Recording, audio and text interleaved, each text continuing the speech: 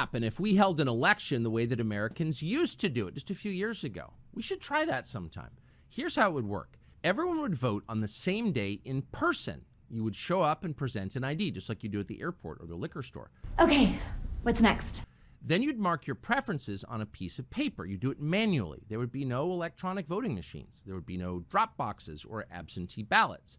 The poll workers would probably be people that you recognize from your own zip code. They'd be your neighbors. They would not be employees of Mark Zuckerberg from California. That's so not interesting to me. As for the names on the ballot, you would get to choose those yourself, as citizens do in a democracy. Judges wouldn't be allowed to tell you who you can vote for and who you can't vote for. You'd get to decide. And then once you voted, nobody could order a stop to the vote counting. That would be illegal. So you would know the results of the election in just a few hours, and you would feel pretty confident that they were pretty real. I think it's pretty clear. That's how we used to do it in this country. What would happen if we tried it again? Well, as it happens, the state of Iowa did that very thing last night. They had their caucuses. That's the first contest in the 2024 presidential cycle. It all felt very retro, very non-third world. But the results were interesting. Go on. I'm listening. Donald Trump won 51% of the vote. Governor Ron DeSantis of Florida got 21%. Nikki Haley got 19%. In other words, Donald Trump won decisively. At this point, it's hard to see how he's not the Republican nominee, because he didn't just win last night. He triumphed overwhelmingly by a historic margin. Wow, cool. Trump won the Iowa caucuses by about 30 points. That's more than double the previous record. That was set in 1988 by Bob Dole. So last night was not close. It was a shocking blowout. Trump did to Iowa what the Vikings once did to the Irish coast. Only smoldering huts remain. I praise him for it. Chris Wallace looked like he was going to be sick. On the other channels, they cast about looking for an explanation for this unexpected calamity. But they're very upset. And at some point, it'll be interesting, after all these many years, to discover why a certain sort of person fears Donald Trump to the point of hysteria. There's an awful lot going on there, much more than we publicly acknowledge. But we didn't care. But in the meantime, it is enough to know who NBC News believes is at fault for yesterday's history-altering calamity in Iowa. It was the whites, the Christian whites. You knew that. And if you're being honest, you can see why NBC is so upset. At this hour, millions of devout Christian whites are streaming illegally over our borders, toting their blonde children in their prayer books. Is it possible the border is closed? And in the process, they're wrecking our schools and hospitals and cities and raising the cost of living and hiking the crime rate. We're watching an invasion by the Christian whites. It's scary. Is that scary?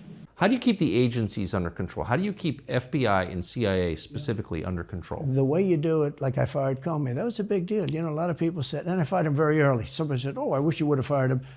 There was a real question about firing him. Anyway, you understand, because, you know, when they have a 10-year term, there is a question. It would seem the answer to that question is apparent. I fired Comey. That was a great thing. If I didn't fire Comey, maybe I wouldn't be talking to you, or I'd be talking to you about real estate or something else other than politics, right? That was a coup, in my opinion. That was a very sick deal. That was the insurance policy. You remember the insurance policy? I sold my life insurance policy. Oh, she's going to win, darling. She's going to win. But just in case she doesn't, we have an insurance policy. An insurance policy was what they were doing. And we caught them with that. That was a very important tweet or whatever it was, text. It was a big deal. That was a big deal. The insurance policy. We're going to need an insurance policy. She's going to win 100 million to 1. That's not good odds. At least they gave me 1, right? 100 million to 1. But just in case she doesn't win, we have an insurance policy. And everybody said, that's strange. That's strange. But we caught all that because I fired Comey. Because when I fired Comey, it was like throwing a rock into a hornet's nest. There's got to be a logical explanation for all of this. Oh. Into a nest of bees, and the place went crazy. So when you were president, are you confident that you knew everything, say, CIA was doing? That's a good question, Detective. No, I'm not. It's a very interesting group of people. I had very good relationships, I thought, but I was a little surprised when I got out that, you know, things go on. Look, it's... What were you surprised by? That's the second question. It's the second part. I was surprised. I think it's some of the people. I was surprised that there was... I had a group of people. Look, We killed many, using the CIA, I have to say this, bad, very bad actors. We were very good at it. You look at Soleimani, you look at al-Baghdadi, bigger than Osama bin Laden. I mean, Osama bin Laden is, but Come on. Is it legal? al-Baghdadi did ISIS, and he was rebuilding ISIS very strongly. And that was the CIA that did that. That was really us that did that. Yeah. That was really us that did that. And Soleimani was us that did that, not so much CIA. It was him. So that really is it. That's what we ask of people, and that's what we need to demand of our leaders, is not that they don't make mistakes, but that they acknowledge the mistakes that they make and critically learn from them. Learn from them. I'm not perfect. I make mistakes, but I'm trying. I have a ton of children, like a ton. And I'm never surprised when they do something wrong. Because I'm not. Because I'm never surprised when people do. Because I know what people are about, because I am one. What will happen next? What I demand of them is that they acknowledge that they did it and that they pledge to be better. That's it. That's all we can ask. It's all we should ask. But when people exert power over us, we have a right to expect it. Okay? Okay, sir.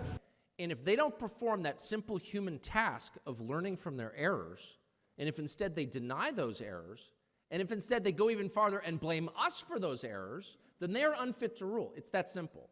Okay? So I would say to compound this, the mistakes made by the people in charge, and by the way, I'm not limiting this to our political class in Washington. I would say they're uniquely guilty. That's a good one, ain't it? But I would say also of the people who make the decisions that shape our economy, broadly speaking, and those who shape our culture, the people who determine what your kids watch on television or at the movie theater or online. They made a series of bad decisions over decades that had measurable effects on the population that were bad and well known to anyone who cared to learn them. That's terrible, Lou. So in 2000,